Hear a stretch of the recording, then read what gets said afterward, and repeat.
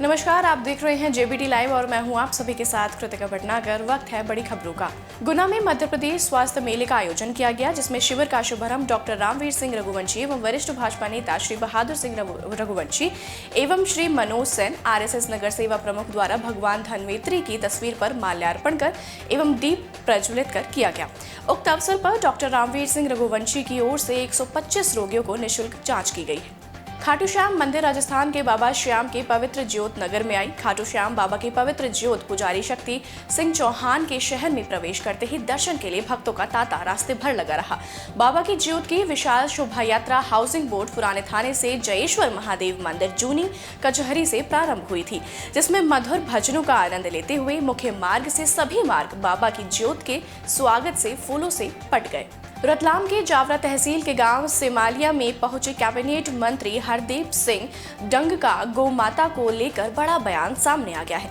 जावरा के सिमलिया पहाड़ी पर कैबिनेट मंत्री ने बताया कि मेरे जैसे नेता, चाहे सरपंच हो, जनपद हो या पार्षद हो, जिला हो या विधायक, सांसद या कोई मंत्री हो, जो गौ माता पालता हो उसे ही चुनाव लड़ने का अधिकार हो, नहीं तो उसका फॉर्म रिजेक्ट कर दिया जाएगा।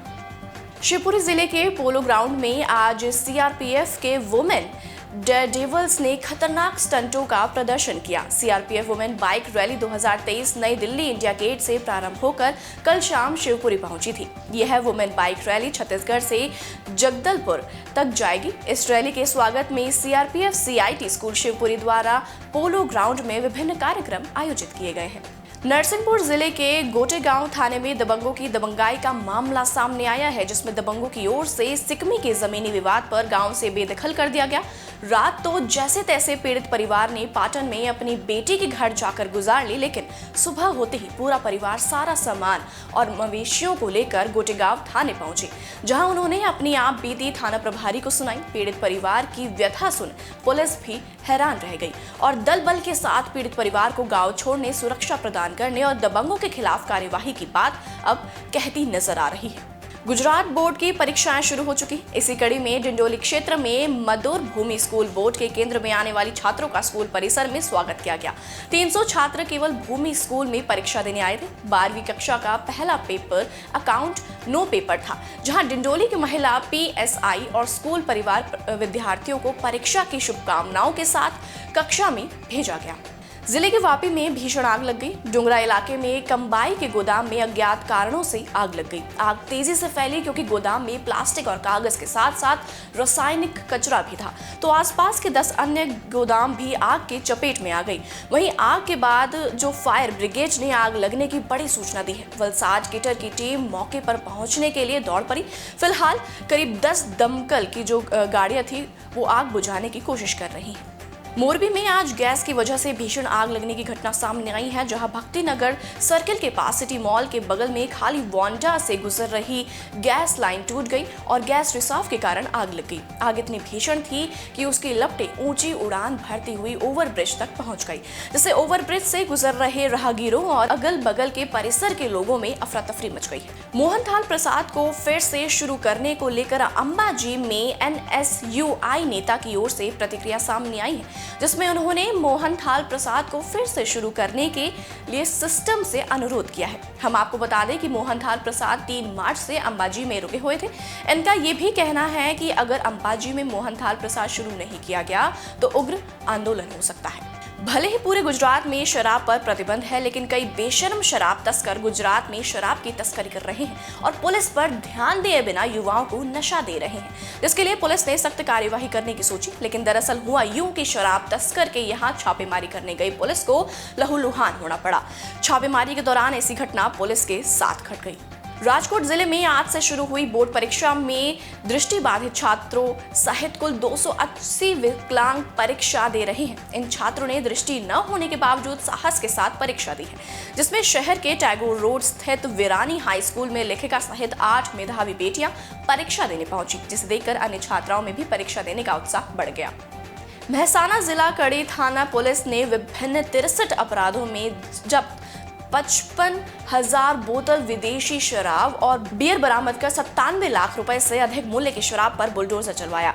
कड़ी शहर से अलदेसन गांव की ओर जाती सड़क पर खुले में नष्ट कर दिया गया था। अधिकारियों की मौजूदगी में उस पर बुलडोजर चला दिया गया। सूरत के कमल पार्क इलाके में 2 लोगों पर जानलेवा हमला किया गया, जिसमें राहुल नाम के शख्स की मौत हो गई है, जबकि जीतू नाम के शख्स का इलाज चल रहा है। बताया जा रहा है कि धारदार चोट से एक युवक की मौत हुई है। फिलहाल वराछा पुलिस समेत क्राइम ब्रांच की टीम भी मौके पर पहुंच गई। घायल व्यक्ति जीतू की समीर अस्पताल में भर्ती किया गया है। मैनपुरी पहुंचे स्वामी प्रसाद मौर्य ने योगी सरकार के उस फैसले का विरोध किया है जिसमें योगी सरकार ने नवरात्रि पर धार्मिक आयोजनों और रामनवमी पर रामचरितमानस का पाठ कराने का ऐलान किया है। स्वामी प्रसाद मौर्य ने योगी सरकार पर आरोप लगाते हुए कहा कि ये सरकार एक विशेष समुदाय के लिए ही काम कर रही है। तो वहीं एक बार फिर सपा नेता ने रामचरितमानस का विरोध करते हुए कहा कि अब खुद ही लोगों ने रामचरितमानस का पाठ करना बंद कर दिया है। इसी वजह से सरकार खुद ही ये काम करने जा रही है। यूपी के हरदोई का एक वीडियो सोशल मीडिया पर जमकर वायरल हो रहा है, जिसमें एक कैदी एनकाउंटर के डर से पुलिस वालों ने उलझता हुआ नजर आ रहा है। बताया जा रहा है कि रिजवान नाम के कैदी के इलाज के लिए अस्पताल लाया गया था, लेकिन वहां उसे ट्रॉमा सेंटर रेफर कर दिया गया। जिसके बाद रिजवान को एनकाउंटर का डर सताने लगा, बल्कि उसने एम्बुलेंस में बैठने से भी इंकार कर दिया था। हालांकि कड़ी मशक्कत के बाद कैदी को समझाया गया और अस्पताल ले जाया जा सका। लखीमपुर खीरी में हो रहे समितियों के चुनाव को लेकर समाजवादी पार्टी कार्यकर्ताओं ने प्रशासन पर धांधली का आरोप लगाया है, बल्कि इन लोगों ने डीएम महेंद्र बहादुर सिंह को ज्ञापन भी दिया। वहीं कलेक्ट्रेट पहुंचे सपा कार्यकर्ताओं को आता देख डीएम महेंद्र बहादुर भाग खड़े हुए। इसके बाद जब एसडीएम समाजवादी पार्टी कार्यकर्ताओं से ज्ञापन लेने आए तो उन्होंने उन्हें ना देखकर ज्ञापन को दीवार पर चिपका दिया। तो वहीं समाजवादी पार्टी के कार्यकर्ताओं ने चुनाव में हुई धांधली को लेकर खासा आक्रोश देखने को मिला है। साथ ही सपा के जिला अध्यक्ष रामपाल ने बताया, अगर चुनाव में ये धांधली बंद नहीं हुई तो सपा धरना प्रदर्शन करेगी।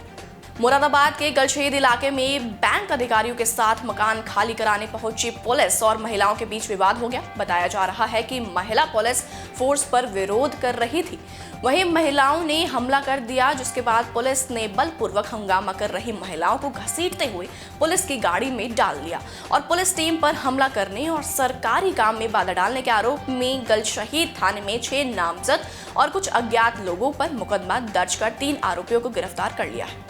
उन्नाव में बीजेपी विधायक पंकज गुप्ता ने गरीब बेटियों की शादी करवाई। इस कार्यक्रम में उन्नाव में बीजेपी सांसद साक्षी महाराज ने भी शिरकत की है। तो कार्यक्रम के बाद मीडिया से बात करते हुए बीजेपी के फायर ब्रांच नेता और उन्नाव के बीजेपी सांसद साक्षी महाराज ने इत्तेहाद मिल्लत काउंसिल के राष्ट्रीय अध्यक्ष मौलाना तौकीर रजा के बयान पर पलटवार करते हुए जुबानी हमला बोला। बीजेपी सांसद साक्षी महाराज ने कहा कि तौकीर रजा को पता होना चाहिए कि 1947 में जब देश का विभाजन हुआ था तो ये मुस्लिम राष्ट्र के नाम पर ही हुआ था। सांसद साक्षी महाराज ने कहा कि मोहम्मद अली जिन्ना मुस्लिम राष्ट्र ले चुका है, अब जो रह गया है वो केवल और केवल हिंदू राष्ट्र है।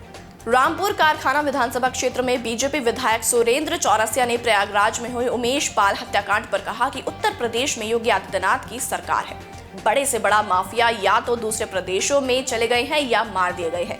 तो वहीं उन्होंने कहा कि उत्तर प्रदेश पुलिस ने प्रयागराज में 2 अपराधियों को मार गिराया है और जल्द ही बचे हुए अपराधियों को भी मार गिराया जाएगा। औरैया के विधुना गांव की रहने वाली रक्षा सोलंकी ने पूरे रस्मों रिवाज से भगवान श्री कृष्ण से शादी कर ली।